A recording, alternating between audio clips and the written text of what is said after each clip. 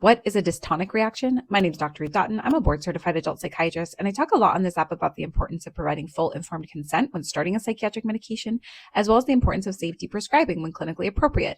And one of the questions that has come up during my most recent series is, what is a dystonic reaction? So let's get into that.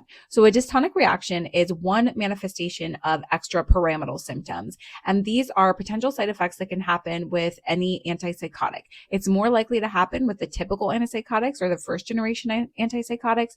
This is things like Haldol, perfenazine, chlorpromazine, but it can also happen with atypical antipsychotics or the second generation ones, things like Abilify, risperidone, quetiapine.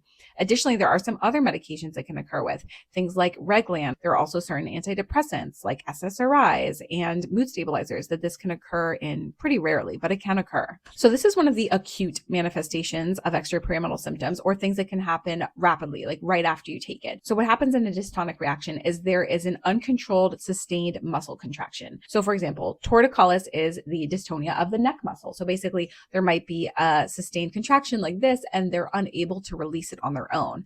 Or an oculogyric crisis is the dystonia of an eye muscle. But it's not limited to these muscles. It can literally occur in any muscle in the body. So how do we treat this? Typically, you're going to treat it with some kind of anticholinergic medication, either diphenhydramine, otherwise known as Benadryl, or benztropine, otherwise known as Cogentin. Sometimes these medications are prescribed prophylactically with an antipsychotic, but a lot of times with this type of thing, it's happening right after a patient has started a medication, and so it may not already be in their system. And so it's something that you would administer after this has happened. Now, in most cases, the symptom will resolve with the administration of either Benadryl or Cogentin. However, in some cases, they don't. And so in these cases, something like a Botox injection could be helpful.